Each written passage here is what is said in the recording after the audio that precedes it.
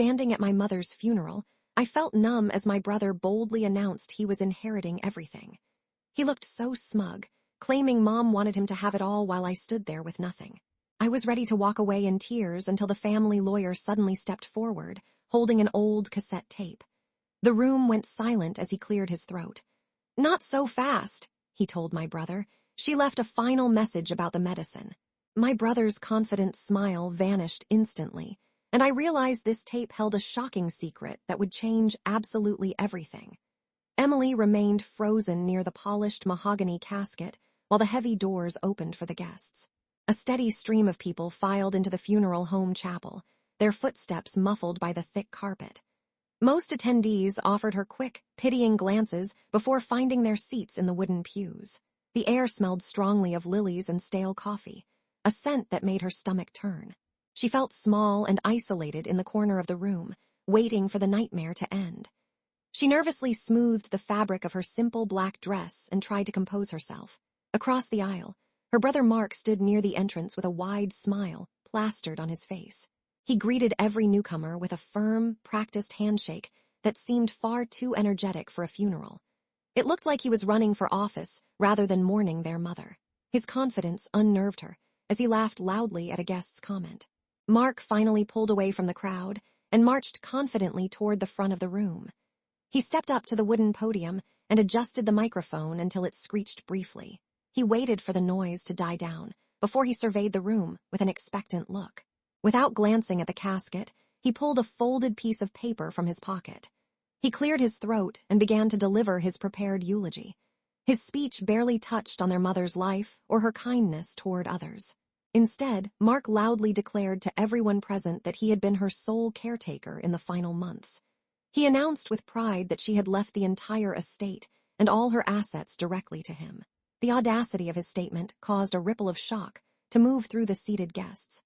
He grinned broadly, looking as if he had just won a massive lottery jackpot.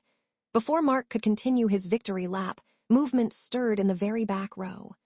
Mr. Henderson, their mother's longtime attorney, stepped out into the aisle with a stern look on his face. He raised a hand high in the air to demand silence and interrupt Mark's speech. The room fell deadly quiet as everyone turned to look at the old lawyer. He did not look like a man who was there to offer condolences. The elderly man began a slow, deliberate walk down the center aisle toward the front. In his right hand, he clutched an old, clear plastic cassette tape that caught the light. His eyes remained locked on Mark as he moved past the rows of confused attendees. The rhythmic tap of his cane on the floor was the only sound in the chapel. It became clear that he had business to attend to right now. Mark stopped speaking mid-sentence and took an involuntary step back from the microphone. He looked down at Mr. Henderson with a mixture of annoyance and genuine confusion. This interruption was clearly not part of his carefully planned schedule for the day. He tried to wave the lawyer away, but the man kept coming closer. The smug expression Mark had worn only moments ago began to slip from his face as the lawyer approached the stage. Emily sensed that something significant was about to happen, so she left her corner.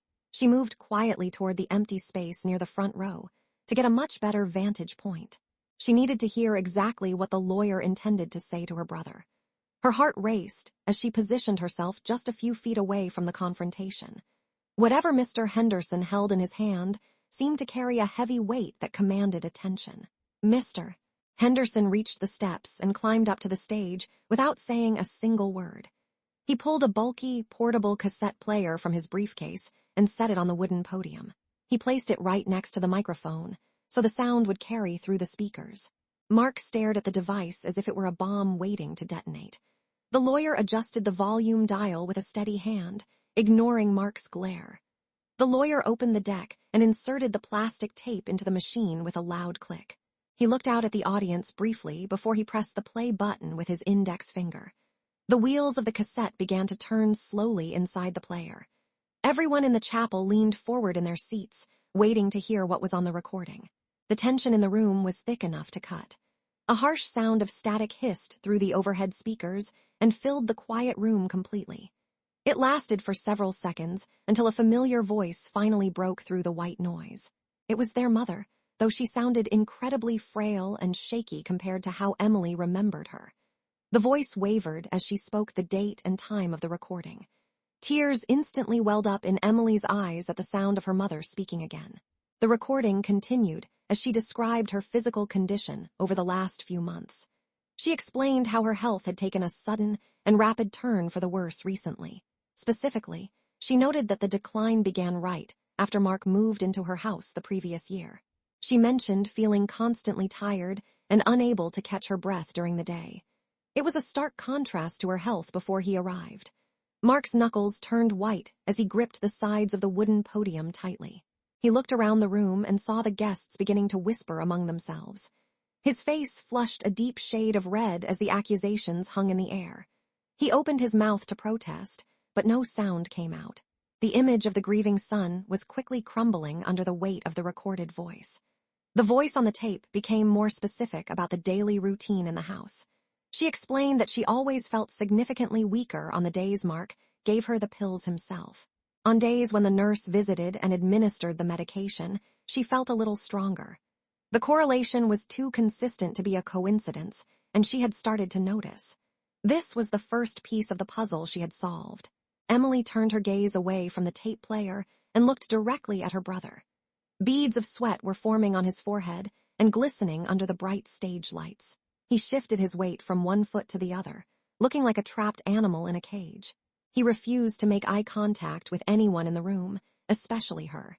His physical reaction told her more about his guilt than the tape ever could.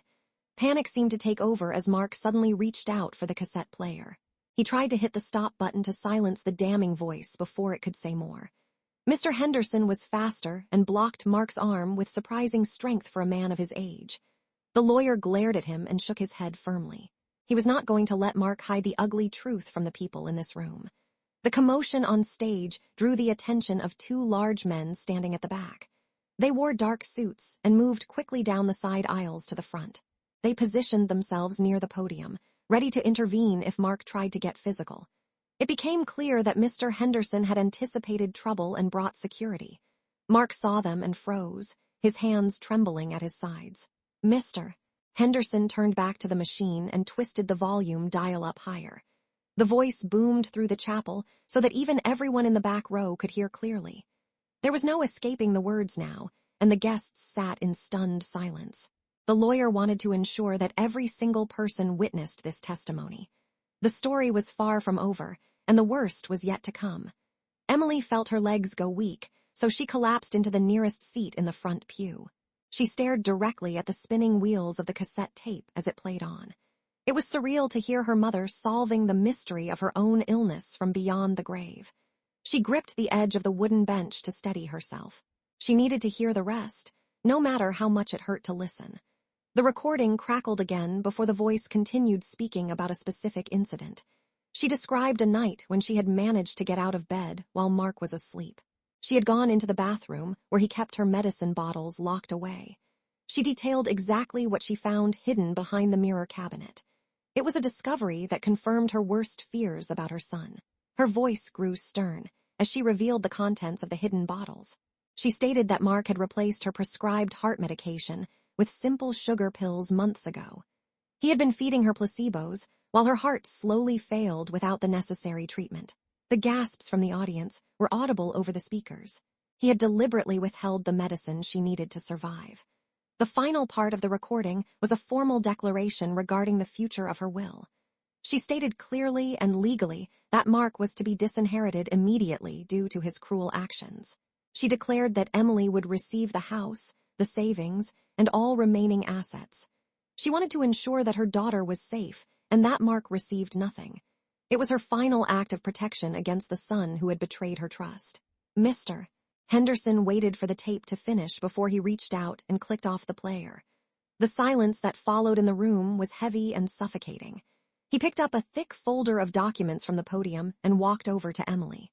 He handed them to her with a solemn nod, indicating that everything was legally binding. The papers confirmed everything the tape had just revealed, sealing Mark's fate in front of everyone. The sound of heavy doors opening made everyone turn around in their seats to look. Uniformed police officers entered the chapel and marched straight toward the podium with purpose. They grabbed Mark's arms and placed metal handcuffs on his wrists immediately. He didn't even try to fight them, as they read him his rights in front of the crowd. The guests watched in shock as the grieving son became a criminal suspect in a matter of seconds. The officers led Mark away, leaving the funeral in a state of chaotic whispers and stares. Emily stood up slowly and clutched the folder to her chest. She walked out of the funeral home into the bright afternoon sunlight. She held the deed to her mother's house in her hand, finally free from her brother's control. Justice had been served, but the cost had been incredibly high. It was time to start her new life.